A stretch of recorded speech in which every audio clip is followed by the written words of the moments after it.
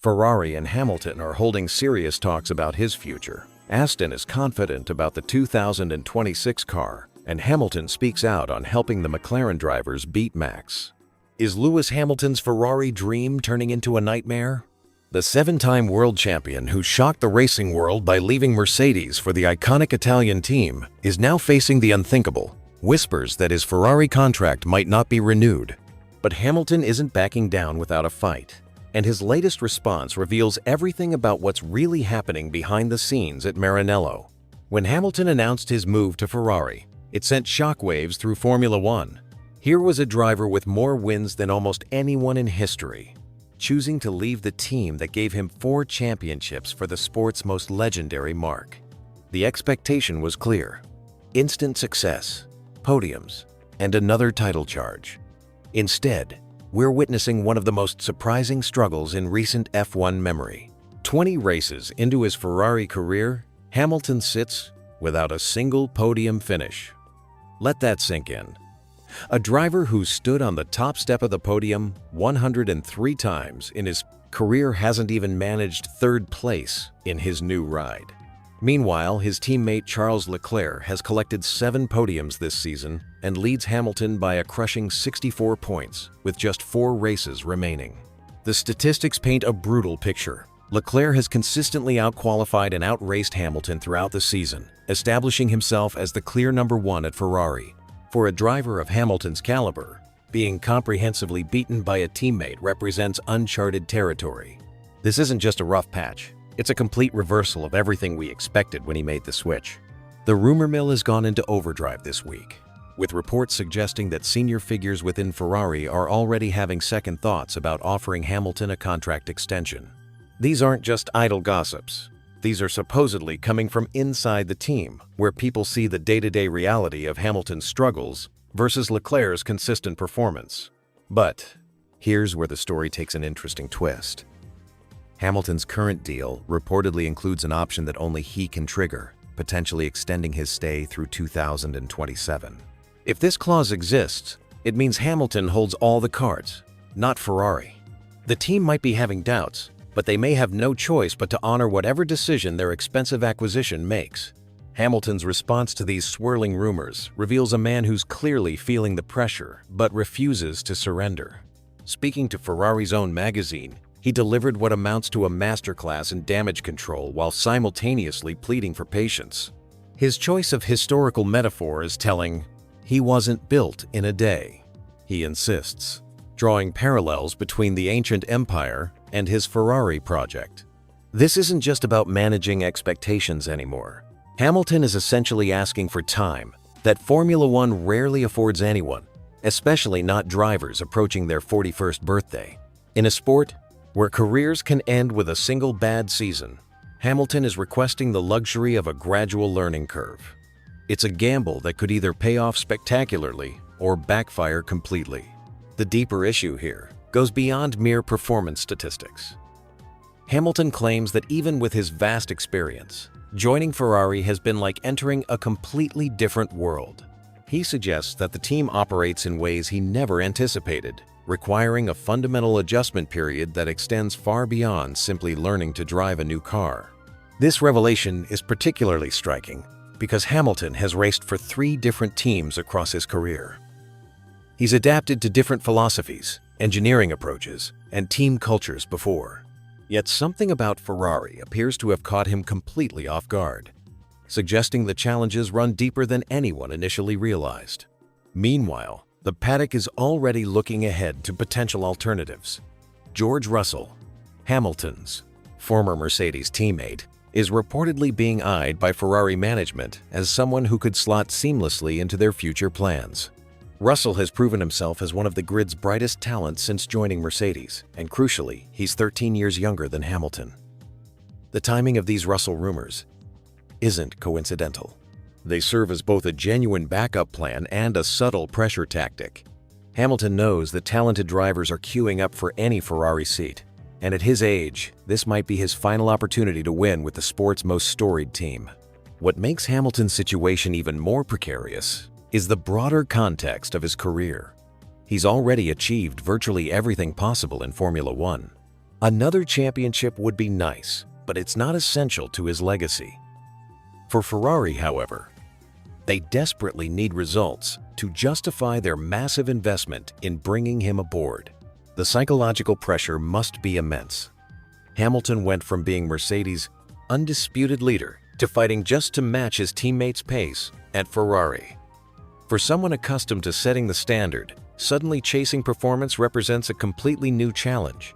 As we head into the final races of the season, Hamilton finds himself at a crossroads. He can either use these remaining opportunities to prove his worth and silence the doubters, or watch as speculation about his future reaches fever pitch. The champion who once seemed invincible now faces questions about whether his best days are behind him. The Ferrari dream that began with such promise and fanfare might be turning into a cautionary tale about the dangers of switching teams late in a legendary career. What happens when the greatest Formula One designer in history joins a team that hasn't won a championship since 1959? Get ready for the story that could completely reshape the future of F1. Adrian Newey's move to Aston Martin isn't just another transfer between teams. This is seismic. We're talking about the mastermind behind over 200 race victories and 26 championship titles, deciding to leave the most dominant team in modern F1 to join what many considered the underdogs.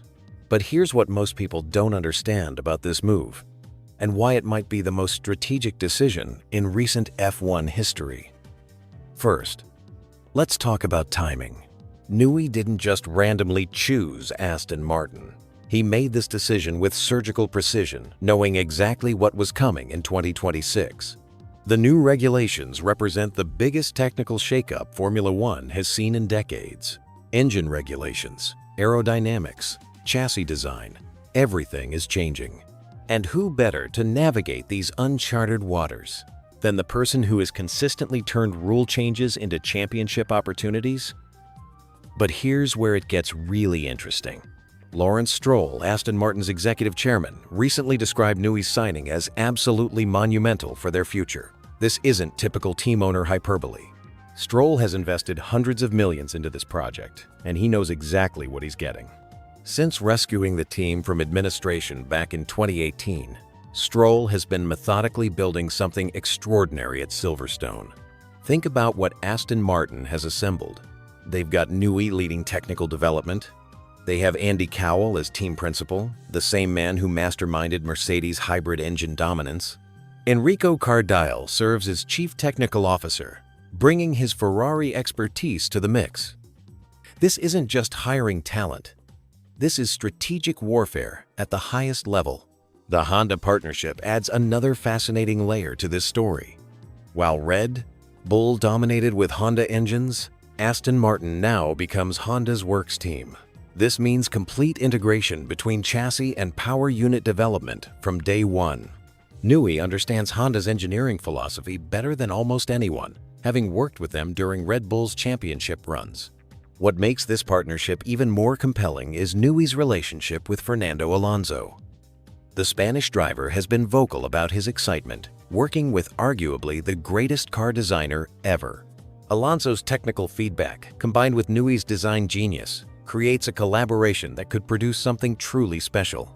Remember, Alonso has consistently extracted maximum performance from inferior machinery throughout his career.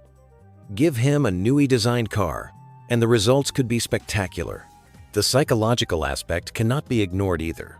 Stroll mentioned the tremendous British pride within the factory walls. Aston Martin represents more than just a racing team. It's a 2-year-old British institution with deep motorsport heritage. The employees understand they're not just building race cars. They're attempting to restore British supremacy in Formula One. This kind of motivation, combined with unlimited resources and world-class talent, creates an environment where extraordinary things become possible.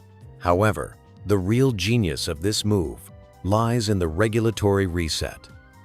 The 2026 rules essentially level the playing field. Teams that have spent years perfecting current regulations lose that advantage overnight. Meanwhile, Newey gets to apply his unparalleled understanding of aerodynamics and vehicle dynamics to a completely fresh canvas.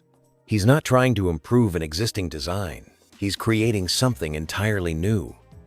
The AMR26 project represents Newey's first clean sheet design since leaving Red Bull, without the constraints of existing philosophies or compromises from previous generations. He can implement his vision without limitation. This is the same approach that led to the dominant Red Bull RB19 and RB20 cars, but now applied to Aston Martin's ambitious project. Stroll's confidence about reaping rewards when the new rules arrive isn't misplaced. He's assembled all the necessary components for success.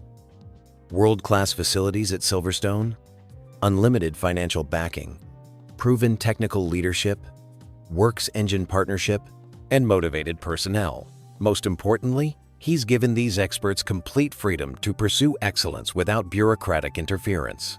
The biggest challenge ahead involves integrating all these elements seamlessly. Building a championship-winning Formula One team requires more than just talented individuals. It demands perfect synchronization between departments, flawless communication, and shared vision. Early indications suggest this integration is proceeding smoothly, with Newey already fully immersed in AMR26 development since joining in March. What we're witnessing could be the beginning of a new era in Formula One. Aston Martin's combination of resources, talent, and timing positions them perfectly for the regulatory changes ahead. When those new rules take effect, don't be surprised if the green cars suddenly become the ones everyone else is chasing. The stage is set for one of the most dramatic transformations in modern motorsport history. Adrian Newey's Aston Martin journey has only just begun, but all the pieces are falling into place for something truly extraordinary. What if I told you that one of Formula One's most intense rivalries might actually be cooling down? That the bitter tension between Lewis Hamilton and Max Verstappen could be transforming into something completely unexpected?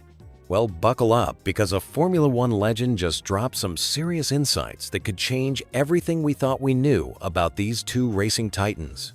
The Hamilton-Verstappen rivalry has been the stuff of racing legend. Picture this: two of the world's most talented drivers going wheel to wheel at 300 kilometers per hour, with world championships hanging in the balance. But according to 1997 world champion Jacques Villeneuve, something fascinating is happening behind the scenes that most fans haven't noticed. Let me take you back to where this all began. The year was 2021, and we witnessed one of the most dramatic championship battles in Formula One history. Hamilton, the 7-time world champion, was chasing his 8th title, which would have broken Michael Schumacher's all-time record. Verstappen, the young Dutch sensation, was hunting his first championship with the hunger of a lion stalking its prey. These two warriors traded blows all season long, pushing their cars and each other to the absolute limit. Every race became a chess match, played at breakneck speed. The tension built and built until it all came down to the final race in Abu Dhabi, with both drivers tied on points. Winner takes all. The pressure was suffocating. Then came that controversial safety car restart. Race director Michael Masi made decisions that sparked debates still raging today. When the green flag waved, Verstappen seized his moment and crossed the finish line first, claiming his maiden world championship while simultaneously crushing Hamilton's record-breaking dreams. The racing world erupted in controversy, and the relationship between these two gladiators seemed irreparably damaged. Fast forward to the recent Mexican Grand Prix, where their rivalry took on a new chapter. Hamilton, now driving for Ferrari after his shocking move from Mercedes, found himself battling wheel to wheel with Verstappen once again. But this time, something was different. The stewards handed Hamilton a 10-second time penalty for leaving the track and gaining an advantage during their battle. Hamilton called it double standards, pointing out that Verstappen had done something similar moments earlier without penalty. Verstappen dismissed Hamilton's complaints with a simple response that the rules are the same for everyone. Classic championship mindset right there. But here's where things get really interesting. Martin Brundle, the legendary Formula One commentator, posed a fascinating question to Jacques Villeneuve during a recent Sky F1 podcast. Would Hamilton be bothered if he accidentally hurt Verstappen's championship chances, especially considering what happened in 2021? Villeneuve's response was brutally honest. He said, "Hamilton probably wouldn't lose sleep over it, which makes perfect sense given their history." But then Villeneuve dropped the bombshell that's got everyone talking. He believes Hamilton is finally showing genuine respect for what Verstappen has achieved. Not just grudging acknowledgement, but actual respect for the way the Dutch driver has been dominating race after race, weekend after weekend. Think about what this means. Hamilton is a 7-time world champion, one of the greatest drivers who ever lived. He's won races on every continent, broken countless records, and established himself as a true icon of the sport. For someone of Hamilton's stature to develop respect for a rival who denied him that 8th championship, that's profound character development. Villeneuve went on to explain that Hamilton doesn't seem as bothered by Verstappen's success as he would have been just 2 years ago. This suggests a maturation in their relationship, a shift from bitter enemies to respected adversaries. It's the difference between personal hatred and professional rivalry. Consider the psychological dynamics at play here. When you're competing at the highest level of any sport, there's always tension between wanting to destroy your opponent and respecting their abilities. The greatest rivalries in sports history have often featured this complex dance between hatred and admiration. What makes this particularly fascinating is the timing. Verstappen is currently trailing Lando Norris by 36 points in the championship battle, with just 4 races and 2 sprint events remaining. He's mounting what could be described as a remarkable comeback attempt for his 5th consecutive world title. The pressure is immense, and every point matters. Meanwhile, Hamilton has been adjusting to life at Ferrari, dealing with his own challenges as he tries to help his new team compete for championships. This career change has given him a different perspective on the sport, and perhaps allowed him to view Verstappen's achievements with fresh eyes. The evolution of this rivalry tells us something important about human nature and professional sports. Sometimes, the people who push us hardest become the ones we respect most. Verstappen pushed Hamilton to his limits in 2021, and while Hamilton lost that championship, he may have gained something else, a deeper appreciation for excellence in competition. This respect doesn't mean they've become best friends or that the competitive fire has died down. When they're strapped into their cars and the lights go out, they're still going to race each other with everything they've got. But off the track, there seems to be a growing mutual admiration for what each has accomplished. What this means for the future of Formula One is intriguing. As both drivers continue their careers, this evolved dynamic could create even more compelling storylines. Imagine these two legends, now with mutual respect, continuing to battle on track while maintaining professionalism off it. That's the kind of rivalry that elevates the entire sport. The Hamilton-Verstappen story isn't over. It's just entering a new and potentially more mature chapter, one where respect might actually make their competition even more intense and meaningful than before.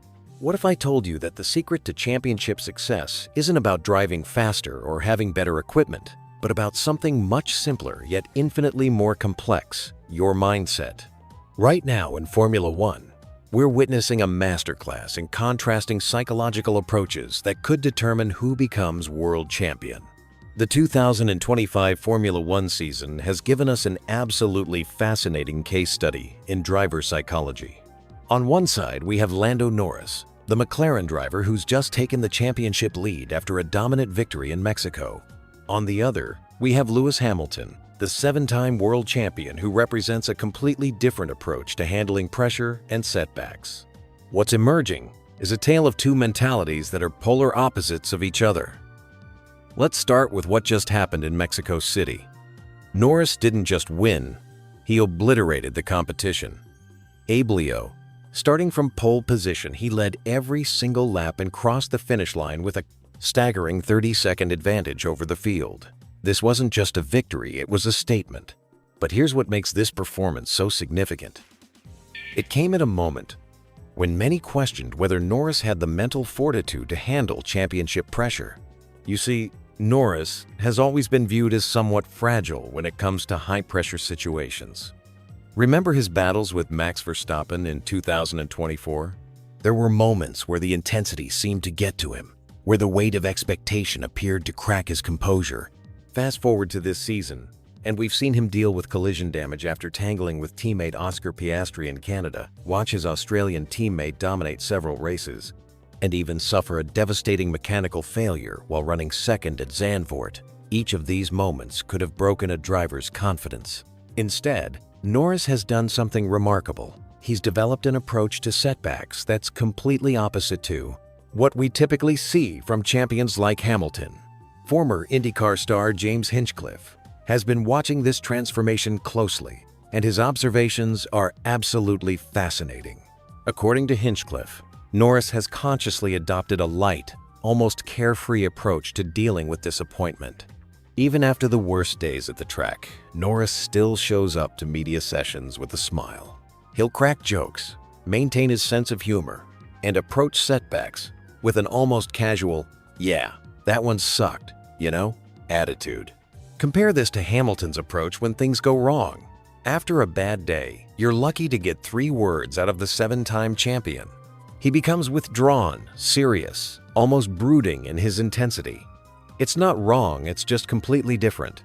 What's brilliant about Norris's approach is that it seems to be working. By staying light and comfortable, he's found a way to perform at his peak, even under immense pressure. It's a conscious decision, a mental strategy that recognizes his own psychology and works with it rather than against it. This brings us to an interesting point about pressure and championship fights. There's something called the hunter versus hunted dynamic, and it's playing out perfectly right now. Until Mexico, Oscar Piastri was leading the championship standings. He was the one with everything to lose, the target that everyone was chasing. According to former Formula One driver Esteban Gutierrez, this pressure of being the prey rather than the predator has affected Piastri's recent performances. Think about it. When you're leading, every mistake feels magnified. Every point dropped feels catastrophic. But when you're chasing, every gain feels like progress. The psychology is completely different, and we've seen this pattern across recent races where Norris has steadily closed the gap and eventually overtaken his teammate. Mercedes team principal Toto Wolff has often said that the chasing driver has the psychological advantage, and there's real truth to that observation. When you're behind, you can be more aggressive, take more risks, because you have less to lose. When you're ahead, there's a natural tendency to become more conservative, to try to protect what you have rather than maximize what you could gain. But here's where Mexico becomes so pivotal. Norris didn't just chip away at Piastri's lead with a 2nd or 3rd place finish. He absolutely dominated from start to finish, crushing not just his teammate but the entire field. That kind of performance does something to a driver's confidence, NENS. It elevates them to another level entirely. This is where the mental game becomes so crucial. That Mexico victory could be the moment that launches Norris into championship-winning form, where everything clicks and the pressure transforms from a burden into fuel for even better performances.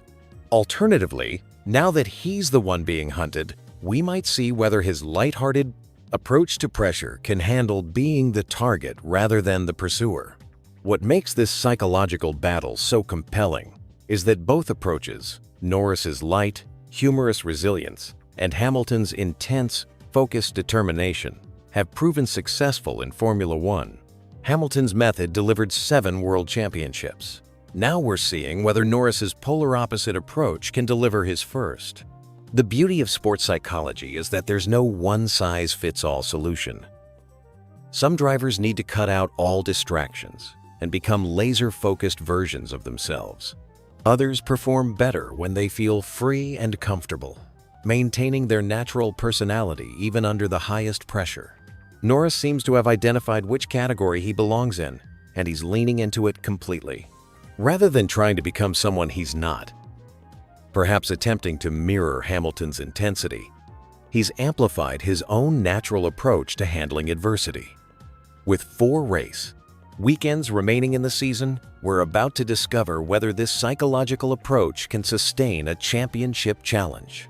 The Mexico victory might have been the pivotal moment that defines the entire season, but we won't know until that final checkered flag in Abu Dhabi whether Norris's lighthearted resilience can overcome the intense pressure of championship expectations.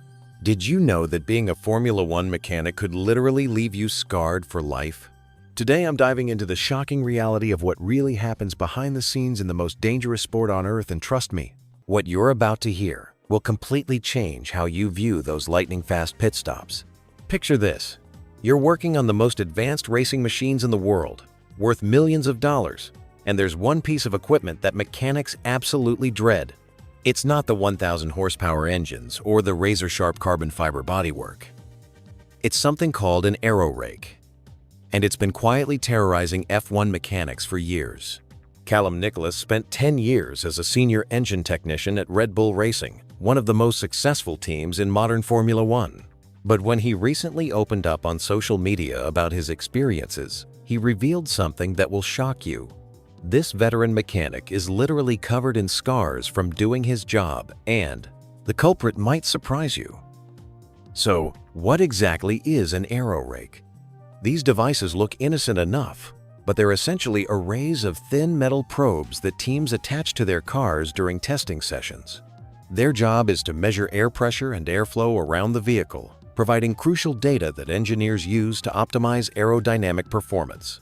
Think of them as the Formula One equivalent of acupuncture needles, except they're designed to pierce through air, not skin. But here's where things get dangerous. Nicholas describes these tools as thorny skin magnets, and he's not exaggerating. During his decade-long career, he accumulated scars on his fingers, elbows, and even his neck from encounters with these devices. The irony is painful to imagine. You're bleeding from multiple wounds, but your first concern isn't your injuries. It's whether you've damaged a piece of equipment that could cost the team valuable testing time. The psychology behind this reveals something fascinating about Formula One culture. In a sport where milliseconds determine championship outcomes, the pressure on mechanics is immense. Breaking an aero rake doesn't just mean lost data. It could potentially impact the car's development and ultimately affect race performance. So mechanics learn to prioritize the equipment over their own well-being, continuing to work even when injured. Nicholas's casual attitude toward these injuries is telling. When asked about the repair process after breaking an aero rake, his response was both humorous and revealing. Apologize to the electronics technician, then walk away before making things worse. This gallows humor masks a serious occupational hazard that rarely gets media attention. The timing of these encounters makes them even more frustrating. Aero rakes are typically used during the first few runs of each testing day, when mechanics are fresh and focused on gathering baseline data. But these early morning sessions, when everyone's trying to maximize track time, are precisely when accidents are most likely to happen. This story connects to a broader conversation about the realities of working in Formula One. The sport's glamorous image often overshadows the physical demands and risks faced by team members. Nicholas previously defended his profession against fans who suggested mechanics only work 3-second shifts during pit stops. The reality is far different. Average salaries around £60,000, 70-hour work weeks, and constant travel in economy class. What makes Nicholas's revelations particularly striking is their timing. He shared these experiences after transitioning from hands-on mechanical work to an ambassador role with Red Bull Racing. This career change gave him the freedom to speak openly about occupational hazards that active team members might hesitate to discuss publicly. The broader implications extend beyond individual injuries. Formula One teams invest millions in safety, equipment for drivers, with everything from advanced helmet designs to sophisticated crash structures. Yet the people who maintain these machines face daily hazards that receive comparatively little attention. Aero rakes represent just one example of how the pursuit of aerodynamic perfection creates unexpected risks for team personnel. The story also highlights how technological advancement in Formula One creates new categories of workplace hazards. As teams develop increasingly sophisticated measurement tools, the people who handle this equipment face novel risks that traditional safety protocols might not address adequately. Nicholas's experience illustrates the dedication required to succeed in Formula One's intensely competitive environment. Despite repeated injuries, mechanics continue performing their duties because they understand their role in the larger championship battle. Every piece of aerodynamic data gathered during testing could influence race outcomes months later. Looking forward, this raises important questions about occupational safety in motorsport. As Formula One continues evolving technologically, teams must balance the pursuit of performance advantages with protecting the people who make that performance possible. The scars covering Nicholas's hands and arms serve as permanent reminders that even in the most advanced racing series in the world, the human element remains vulnerable to the tools of technological progress. Perhaps most importantly, stories like Nicholas's remind us that behind Formula One's high-tech facade are real people doing physically demanding, sometimes dangerous work to create the spectacle millions of fans enjoy worldwide.